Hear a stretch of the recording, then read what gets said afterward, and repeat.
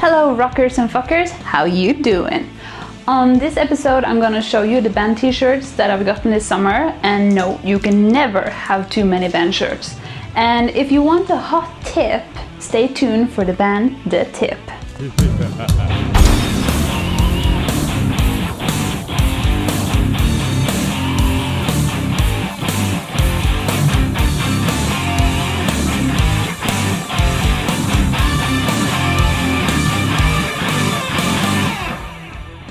Before we get to this week's band feature, I'm gonna do a quick showcase of the band t-shirts that found their way into my closet this summer. I love band shirts. They are the ultimate way to make a statement about what music you are into and just give your persona a rocking vibe. So let's get to my little pile of rocker swag. Allow me to take you into the 21st century of band t-shirts. Okay, so this is a steal from Primark. It was like €1. The color is hideous, but it does say Def Leppard, so yeah, maybe I'll do something about it, I don't know. And next up we have another steal from Primark, Sex Pistols. I'm gonna cut some more holes and add some pins and maybe shred it some, but if I ruin it altogether, it's €2 from Primark. And then I found this in Prague, Black Sabbath. Cool, it's gonna be cut and cropped to fit my style because I don't wear them like these. Then we have a cool t-shirt that I found at Bang Your Head Festival, Pantera, power metal, cool. Cut and crop this one as well, I always do. Then we have Twisted Sister, come out and play. Okay, so this is kind of cool the way it is. Maybe I have to do some cutting or cropping and both, I don't know. Cool. Yep. And then we have the Dokken t-shirt I mentioned in the previous episode, because after seeing Dokken I needed a t-shirt as well. Cut and crop, that's my statement, or what I usually do about these t-shirts. This one is already cropped. It's white and I look like a ghost, but it's Metallica, so yeah, another steal. And when you walk into a shop and you found a t-shirt like this, you don't not buy it, you buy it. Iron Maiden. The shape is hideous, it's white, I can't stand white, but again, it's Maiden. Gonna do some cutting and studding and whatnot to this baby as well. And then an AC/DC t-shirt. I have this print from before, shh, don't tell my mom. But the t-shirt is kind of coming apart, so I just needed another one. Then we have this cool Judas Priest Painkiller. Oh yeah. It's kind of a dress tunic kind of top. The fit looks perfect and I don't need to do anything about it. I think maybe some studs, I don't know. It's cool, look at the back. Oh yeah. And then we have this Metallica t-shirt. The whole store was boring as fuck and so straight, and then I look up and see, ooh, Metallica, I need that shirt. So, one t-shirt in that store. And then we have Iron Maiden, H&M. Cool, right? I have this print from before, but that's a tank top. This is a t-shirt, you know the difference, right? And then we have Def Leppard, another steal from Primark. Well, I didn't steal it, I bought it, but it's a steal, if you know what I mean. Cool with the fringe. A kind of different Def Leppard print. I've never seen their logo like this, but okay. And then Number of the Beast print again. H&M. There are other albums, you know, but what can you do? Maiden is Maiden. So, 13 new t-shirts this summer. 13, my lucky number, or would you say? Yeah, if there's a band, there's a shirt, I gotta have it. Take my money. Those took my money and my mom's not happy, but I am. Okay, so let's get to this week's band feature. I'm very excited about having this band on the show. They're not here in person because they live way across the pond. But their moving, grooving rock is, and well, let's check it out. Here's The Tip live at Rocklahoma earlier this year with the song Can You Smell the Money? I do.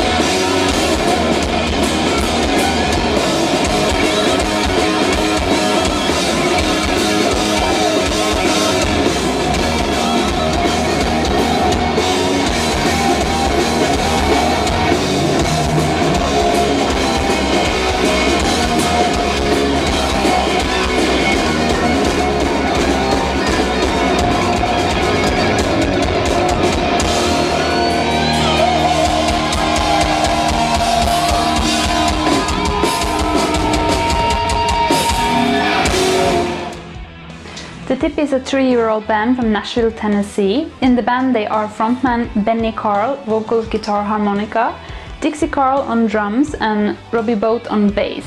On lead guitar they are currently making some changes and will give an official announcement in the near future.